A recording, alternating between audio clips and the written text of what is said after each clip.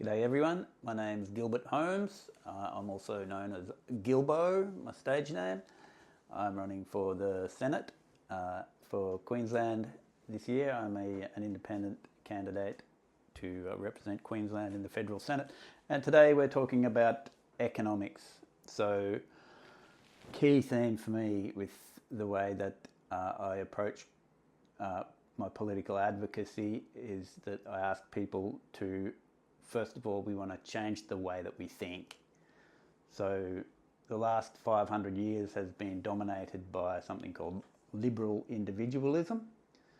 So this individualism is what we can call cosmology. So it says there was Rene Descartes, the European Enlightenment. We had this idea that we think, therefore we are. There's the separateness of the individual consciousness. And subsequently we had the dominance across political theory we're talking about with liberalism. Liberalism is methodological individualism applied to politics. So in the subject of ethics, we're looking at cosmopolitan ethics as compared to communitarian. We're looking at individual human rights as compared to collective rights. We're looking at the liberal democracy, where we've defined the freedoms of the individual as the essential principle as compared to encouraging people to work together to govern themselves, for example. And perhaps the best example of them all, of the dominance of the liberal tradition, we have economics, modern economics, in terms especially of capitalism. So with this this advance of the liberal tradition, we have had some pushback.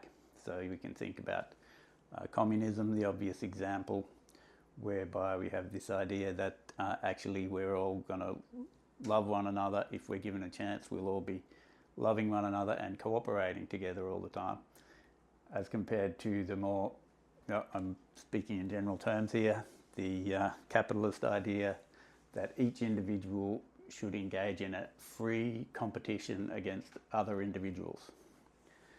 So you get, on the one hand, you get this individualism, on the other side you get collectivism, but you've clearly had the dominance of the separateness of the individual in terms of the cosmology, leading to this idea of Adam Smith, a natural competition between separate individuals leads to efficient outcomes in terms of economics. So more recently we've had John Maynard Keynes has tried to build a general equilibrium within the economy based on this essentially competitive economics, how we can understand ideal outcomes for the society as a whole. So what we want to do is we'll be working towards a general equilibrium that's radically different, but we're going to look at some of the more, we're going to build it up through some of the principles. We're not going to get to a full general equilibrium, but we want to reconstruct the whole framework for how economics is done based on an idea of polarity and balance, where you have ideals in terms of balance. So we're competitive and we're cooperative. Both is true. When they work together, they're both positive, whereas if you go to either extreme, they're both negatives. And so you have also this thing called dialectics, whereby if you go too far one way, then the forces that support the opposite condition will rise up, and you get this tension and conflict and this tendency to swing back and forth between negative extremes. As we grow up, we might be too strong, we're angry and too strong, and then we're pathetic and weak, and over time we learn something positive from being strong, we learn something positive from being soft, and then we can be both very strong and very gentle, and they help one another. Same with central governance, local political autonomy, same with cooperation and competition in economics. So we have this idea, much older than liberal individualism, and much more widespread from across the world. You had Tao, yin yang, the balance of Tao, the middle way of Buddha, the golden mean of Aristotle, the straight path of Islam. They're all describing exactly the same thing, that there's an essentially polar cosmology and that ideals reside in balance. We can talk about it in terms of governance, the nature of rights, the nature of identity, etc. Today we're talking about economics. So I want to run you through a few graphs, and we'll get towards a picture of how a more ideal society is structured, where we're gaining the efficiencies, and we're eliminating the negatives of going to the extremes, and we're gaining the efficiencies of enabling both competition and cooperation to work together, and wherein they actually become mutually supportive. They help one another, cooperation and competition. So we're going through a few graphs. We've got a bit of a journey to get us there. First graph, we're going to have a bit of a look at governance. So here we're on this logarithmic axis here. We're going to start with the number of people, so it's going to expand exponentially. So you're 1, 2, 3, 50, 100, 1,000, million, billion, like that. And up here, this is an obscure scale here. What we're going to say is this is the maximum efficiency. So this is some kind of price on this price here, benefit minus cost, and this is going to be maximum efficiency. So this is the number of people, hashtag P, and this is, we just call it price. And what we're looking at is the efficient use, the potential efficient use of different goods and services.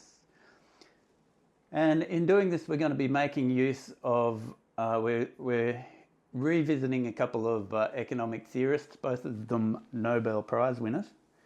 We had Ronald Coase, who gave us something called New Institutional Economics, and Ronald was looking at transaction costs for how we might make a transaction. For example, if I want to buy a loaf of bread, then I've got to get to the shop. There might be a transaction fee. There might be, I might have to fight my way past all the animals near the door, whatever it is. There's a cost to me being able to make the transaction. So what Ronald said was that if that he really put a nail in the coffin. It's still widely unrecognised, but what he showed was that free competition is almost never efficient because of these ubiquitous, they're everywhere, transaction costs. So what he said was that to oil the wheels of commerce, for people to engage with one another in economic transactions, for those transactions to be efficient, what they need is institutional form. And in this case, what we're going to call that institutional form, cooperation.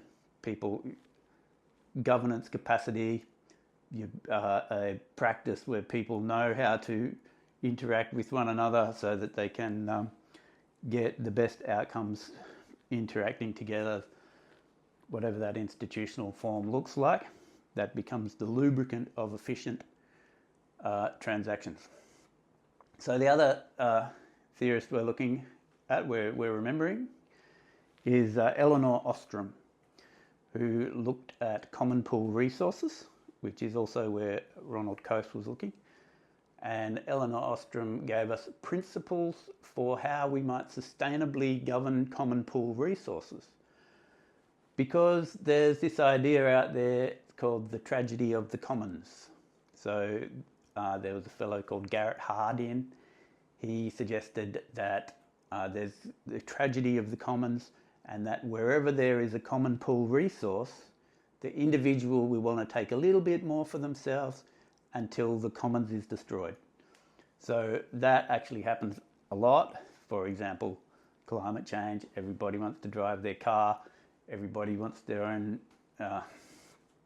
whatever it is, the individualistic consumerist lifestyle, not the fault of individuals, but structural problems within the socio-economic system. But each individual, the motive is to take my own thing, but the system is not able to support that, so the system collapses. So there's the idea of the sheep on the commons. So for me, I get one extra sheep in my little herd, but then there's overgrazing on the common pasture, and the cost of the overgrazing is shared amongst all of the graziers, all of the shepherds. But for me, I gain the benefit of the one extra sheep, and the cost of the overgrazing is shared for everyone. So everybody puts on an extra sheep, extra sheep, extra sheep. The commons is destroyed.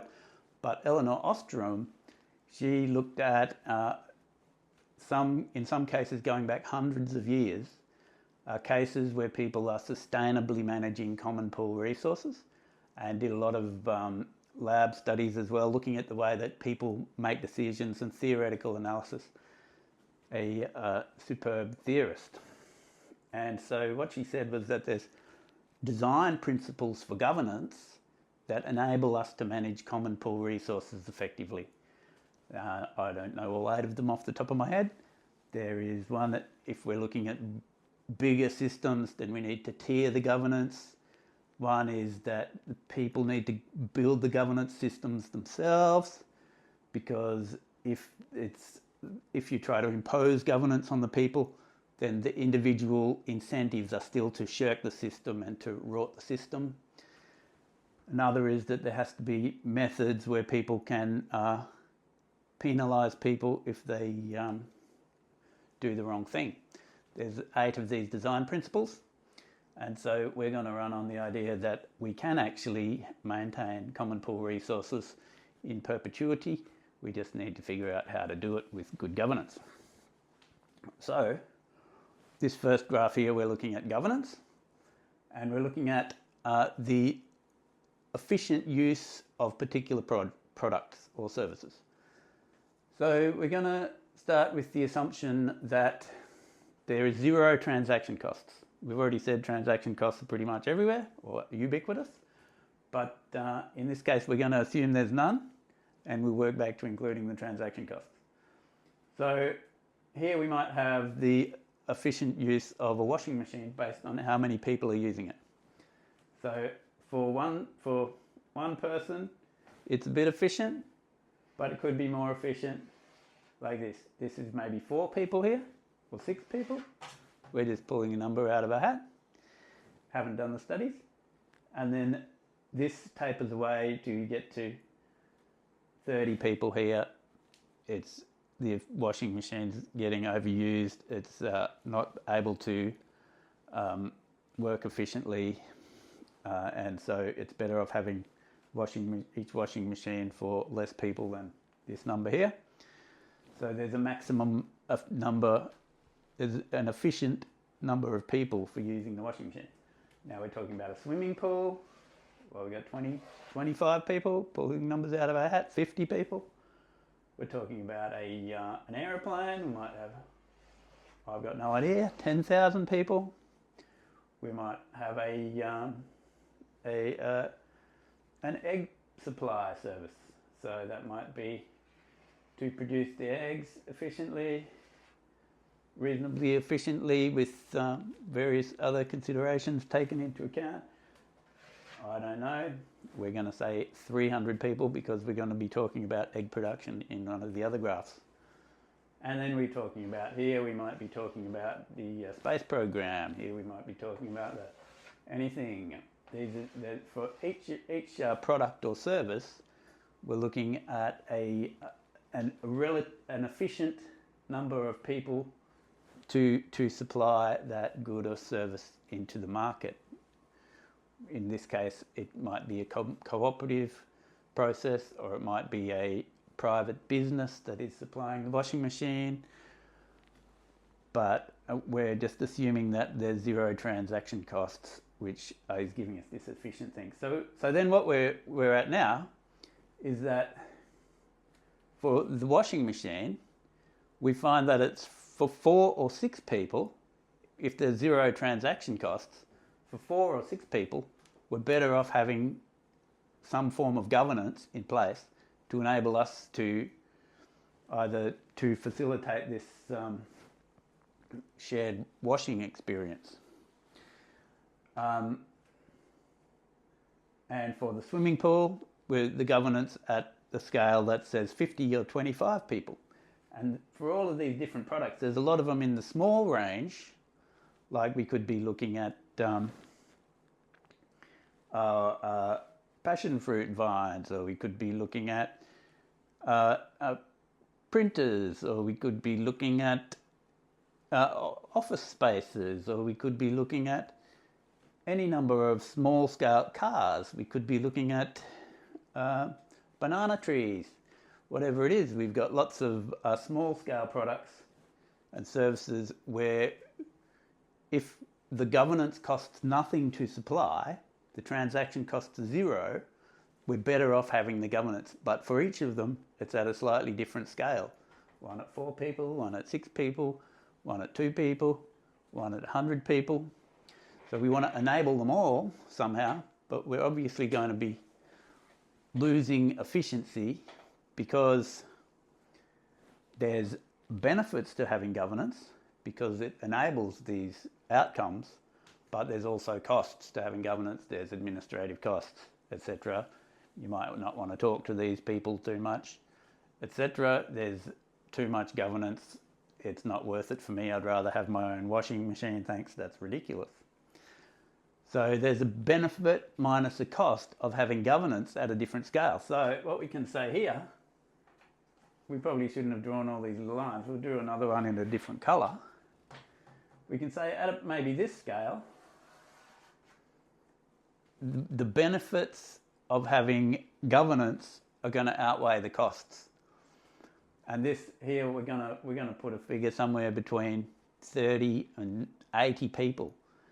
And then we're going to revisit the concept just very briefly of enabling people to work together to build their own governance systems in their common interest, a concept that has been lacking from the liberal democratic tradition.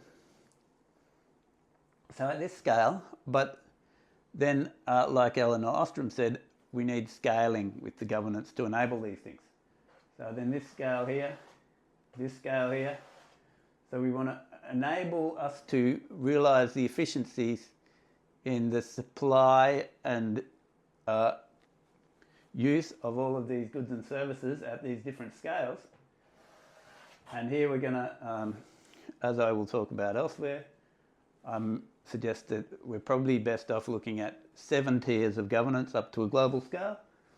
We won't be talking about that much, but we're talking about here, this is the neighbourhood scale. Here we have the village or small suburb scale. Here we have the town or big suburb. This is the city-state or bioregion scale. There we go. The nation, the geo-region, and the world. So this is my typical belief, although it lacks empirical studies, that 7 tiers of governance for a global society is probably correct, but we're especially going to focus on these smaller scales here. So we're going to rub this one out now.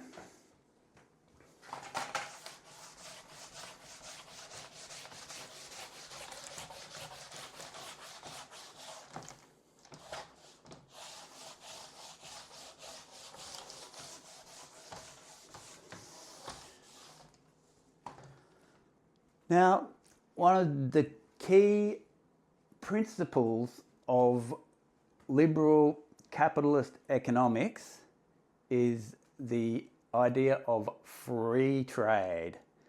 So there was David Ricardo suggested to us that with the concept of comparative advantage, that if a region or nation specializes not what they're necessarily best at, but what they're relatively best at, and then they trade with other people for everything else, that will lead to the most efficient outcome. So the maths of that is correct if we assume that there's zero transaction costs for the trade. So, but there's a major problem with that. So what we've seen for hundreds of years, Australia is really quite forthright in our advocacy across the political spectrum, mostly for free trade. We've been free trade aficionados, but what we find is actually there's substantial costs to free trade that haven't been measured in the liberal economic system, and that even if we try and free up trade by reducing tariffs, etc., focusing on an export economy, we're going to find that there's significant costs, and those costs are borne especially at the smallest scales of society, where we're in a society where we're being driven toward a pattern of having isolated individuals, many of whom are often found sitting in cars, and where our neighbourhoods, suburbs are governance and economic vacuums, let alone social vacuums. Often people don't know their neighbours, they don't interact with them economically. So what we want to do is, in terms of we're looking towards some general equilibrium, so what we're doing is describing an idea. We're trying to build a society that we can then define as able to support ideal outcomes, build conceptually a society, and then we're going to say that that society the potential of that society represents a common pool resource that we can then go about trying to realise through systems of governance and through economic policy. So now specifically we're going to look at free trade. So this one here, this one is the interdependence. We're going to call it INTD. You can see that there, interdependence of the society. So this represents the pattern of institutional form, let's say, within the society. So this represents a pattern of people interacting together, where they might be buying and selling things from one another. We're specifically looking mostly at the smallest scales of society in this situation. And so this is the level of this interdependence. So down here, nobody knows one another, nobody interacts with one another at all. There's zero governance, there's zero collective economic activity. There's just a pattern of isolated individuals, each of which has to drive off to their own job wherever it is. And up here we've got a huge amount of economic and social interdependence within, and with high levels of governance, even down to those smallest scales within the society. And on this scale we have price again on this axis. So here we're going to look, what we're looking at is the benefits minus costs of starting an enterprise, of establishing a new enterprise based on the level of interdependence within the community. So here we've got zero. This is $0. $0.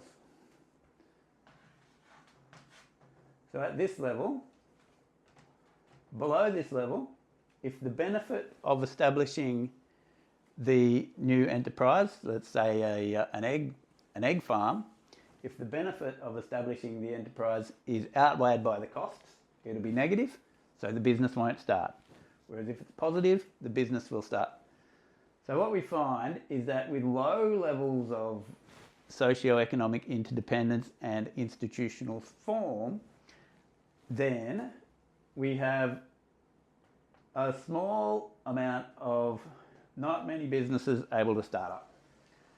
So we get a shape like this. So what this is saying is if there's a low level of interdependence within the society, then someone wants to start a bicycle delivery, bake in the backyard bread making service. What they find is that there's no pattern of people interacting together.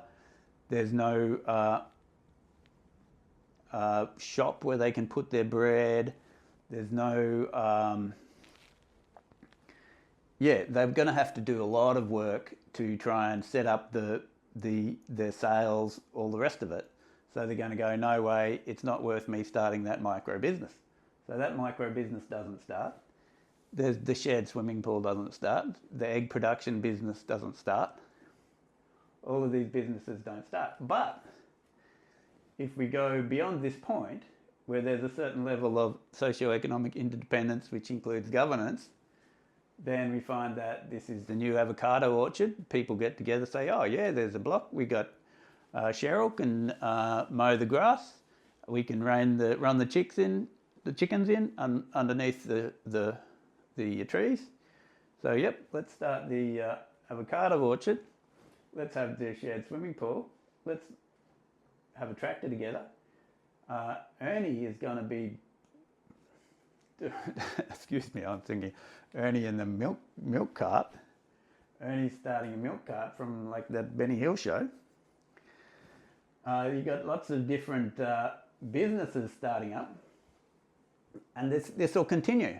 And each of these new businesses, new enterprises, they might be collectively organised, they might be private competitive business, but each of them is adding to the pattern of interactivity, the pattern of mutual interdependence within the community, until we reach this point here. So at this point, we find that we're running out of space, people don't want to talk to their neighbours anymore, there's already enough that we don't need to employ any more people, everyone's got a job, we don't need any more interdependence. So this is what we actually want. This is the level of socioeconomic interdependence that we want based on people's preferences. But what we find is that we're constantly being driven back here. Once we get past this point, we're driven up here. So this is the equilibrium level. There's two equilibriums in the graph. This is the equilibrium here with a moderate level of socio-economic interdependence that supports us to be establishing all the enterprises that we want within the local community. But then we find here that with free trade, because we find what happens is that because if we want to buy a loaf of bread from the neighbour, this interdependence has a value to it that's not measured in the theories of comparative advantage.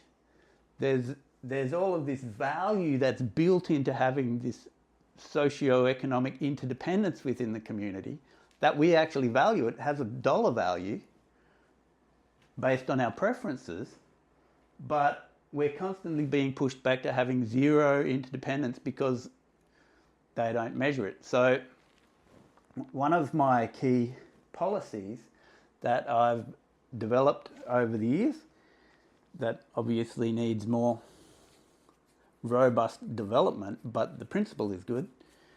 What we find is that we're better off with policies that encourage people to interact with one another at that local scale.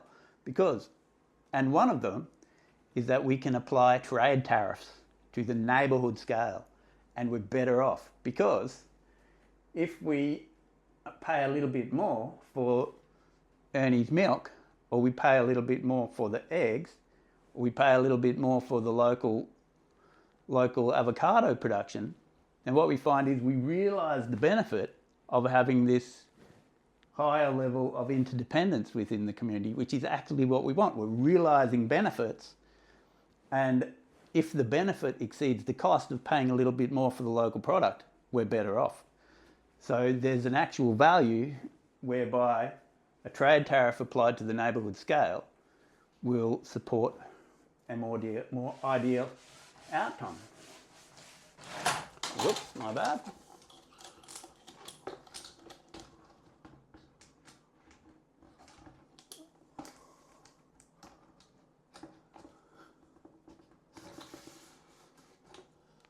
That's all good.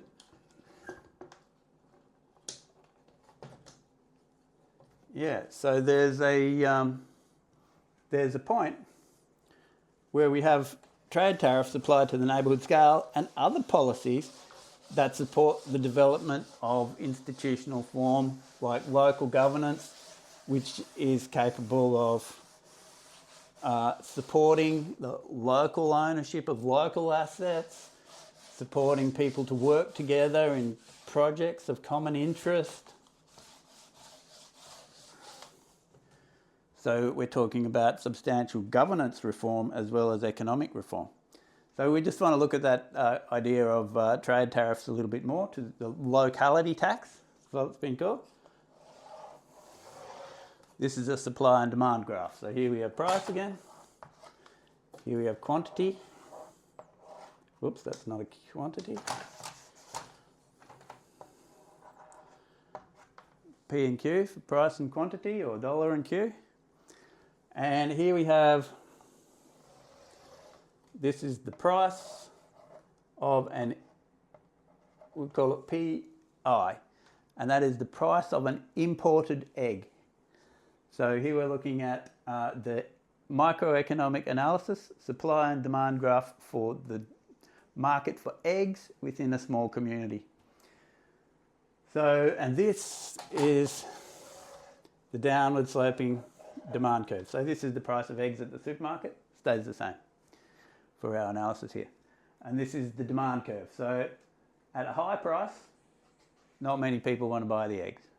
But then at a low price, lots of people want to buy the eggs. So standard demand curve, they slope downward based on people's concerns with price. So then this is what they call the market clearing rate. This is the price and quantity. This is the quantity of eggs sold at that price. So this might be however many eggs. Okay, so then, but then what we find, this could be the price local, the PL here. This is the price of local egg supply. So for a small quantity of eggs, it's a high price, but then with efficiencies of scale, the price comes down. With you might have might be a couple of hundred chickens or whatever, might be 1,000 chickens. I don't know what the number is. So this is the price of the local egg. So we're saying here that it's never going to compete with the supermarket price.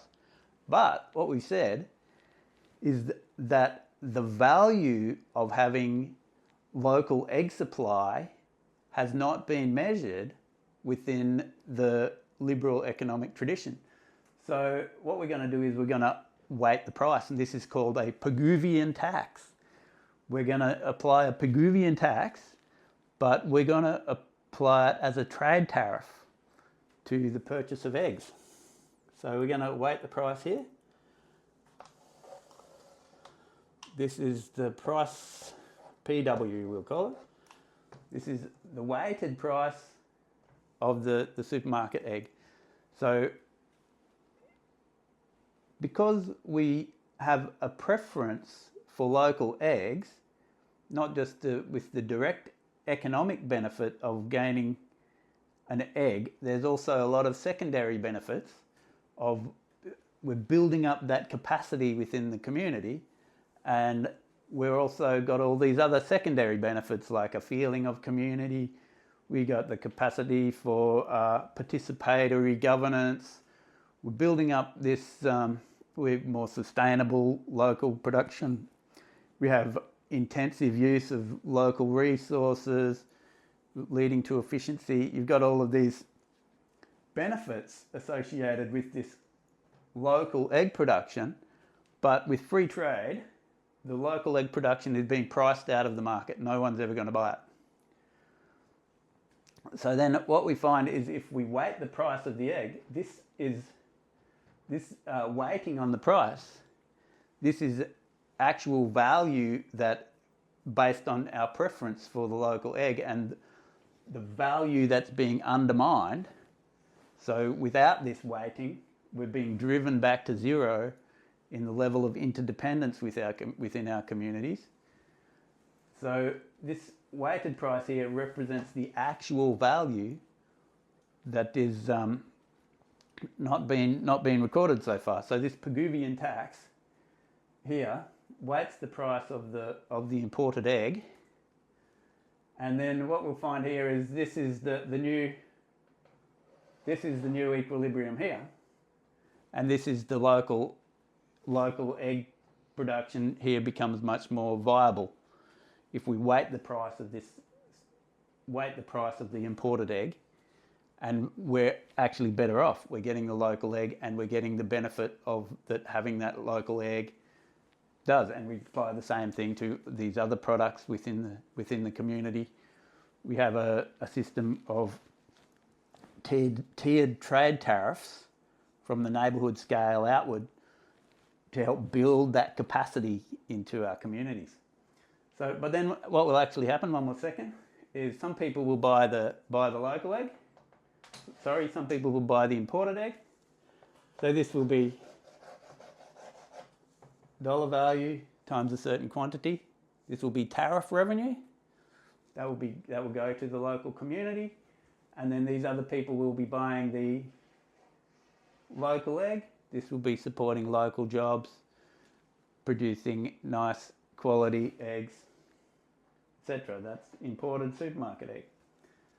So with that price there, with that graph there, we can see how we're able to support the development of interdependence within the community to help it be more sustainable. And we can see a major flaw in liberal economic theory with the concept of free trade. I should have left that up there really. I'm just going to talk about a few more topics. Just talking around the topics. So what we have is this idea that we can call it a potential common pool resource. We can say that there's an ideal level of interdependence within the community, and if that level of interdependence is welfare supporting, if it's sustainable, if it's able to I haven't got the form in front of me, we're talking at it. So if that we're moving again toward this idea of an equilibrium within the economy as a whole, and we're moving toward this idea of a potential common pool resource, a common pool resource as a potential realisable outcome within the society.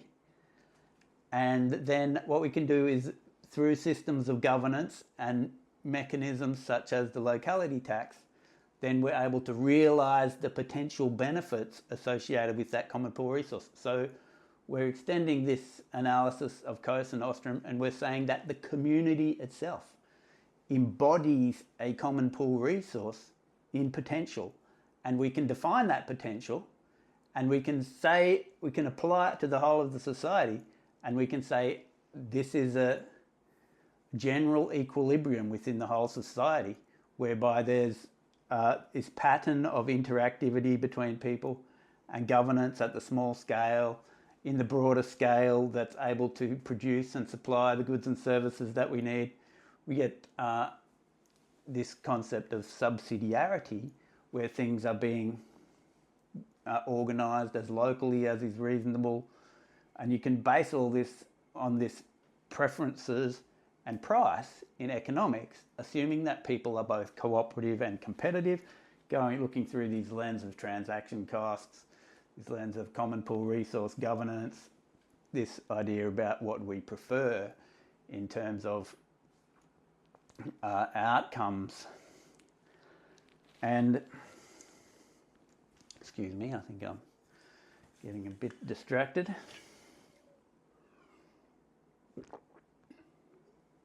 I'm going to start winding this video up, but there's a couple more ideas I wish to talk about. So one that I wish to discuss briefly is another major structural flaw within liberal, competitive, free market economics is that it's constantly chasing its own tail. It needs to continue growing, otherwise it collapses. So rather than that, what we want to build is what has been called a steady state system. So that's one that's able to support our welfare, whether it's growing or it's shrinking. So if we can,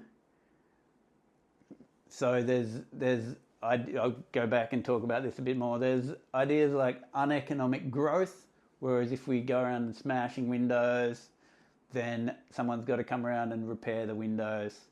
If we drive to work a lot, all of those things drive economic growth, driving, smashing windows, but they're negative outcomes. And you're finding a lot of negative outcomes, even in terms of if we're building a wall to stop the ocean washing away the beach, it's driving economic growth, but it is a negative outcome. So this idea of uneconomic growth and growth that is already exceeded this capacity of the ecosystem, the global ecosystem, to support the consumption that goes on, the heavily individualized society where everybody's got their own car.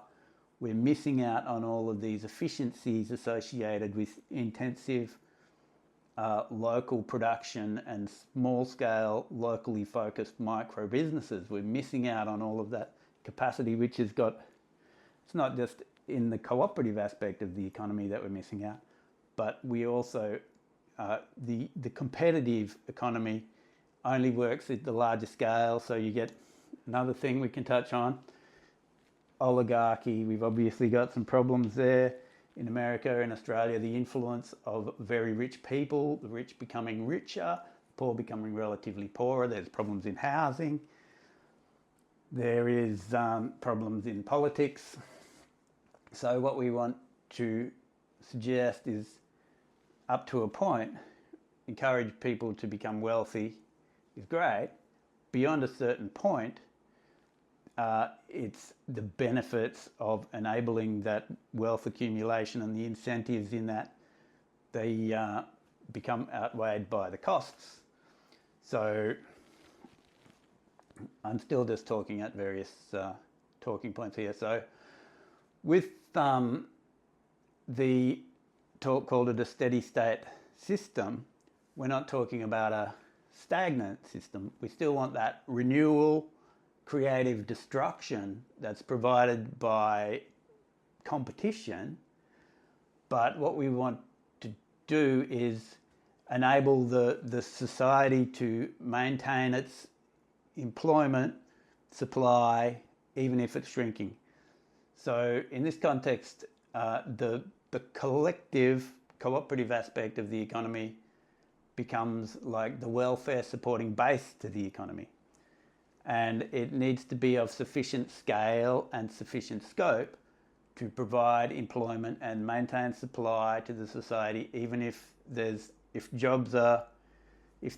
a shrinking in the economy and people are unable to find, their job goes out of business, or their business goes out of business and they need to find a job, that the collective aspect of the economy is able to support the necessary employment of people.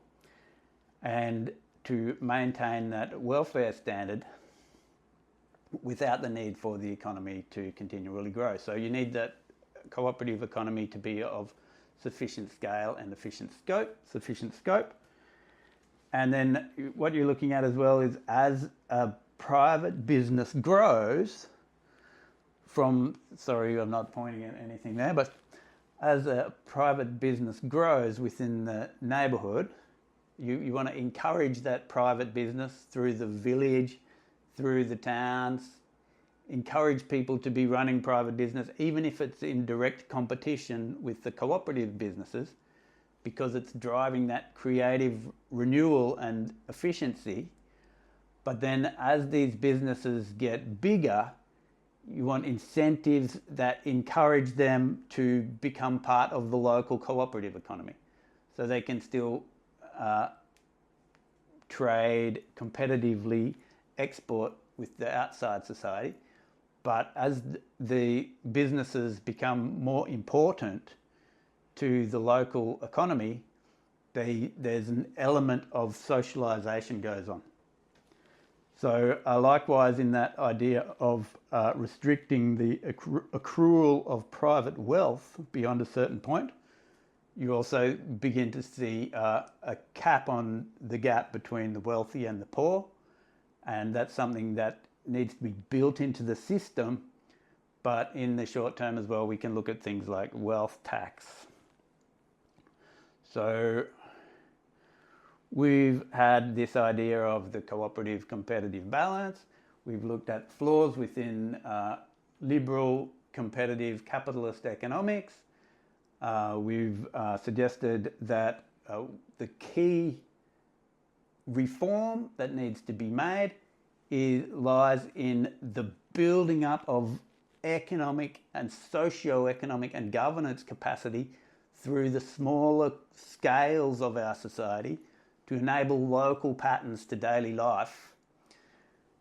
It's more sustainable, it enables participatory governance, it's more efficient, and so we're just not used to the pattern of it. But building these things ourselves, good governance policy means enabling and supporting people to build this capacity into their communities. So we're just going to finish up with, I think we've covered most of the topic. So, we also had one more, the idea of a work debt as the foundation of the tax system. So this idea of a locality tax, whereby the trade tariffs applied to the neighbourhood scale, is mostly designed as an incentive to encourage people to buy locally. It's not meant to raise revenue, whereas a work debt is a tax that everyone owes to their community. And so this is in support of that, what did we call it? The cooperative aspect of the economy of sufficient scale and sufficient scope to support the welfare standards within the society. So everybody owes a certain amount of work. You can pay it in cash for a premium if you want, but that work debt as the foundation of the tax system is a key element of the reforms that I'm talking about. And we're also looking, one more thing, we want to move towards a single global currency value. I'm not going to talk about that now, but these are issues of significantly important economic reform. And just now we're going to bring this video to a close. I'm sure I missed numerous essential points, but it's been great talking about this stuff, and you just let me know if there's any concerns or comments. And yes, Gilbert Holmes, independent for Senator for Queensland in the Federal Senate. So thanks for listening and have a good evening.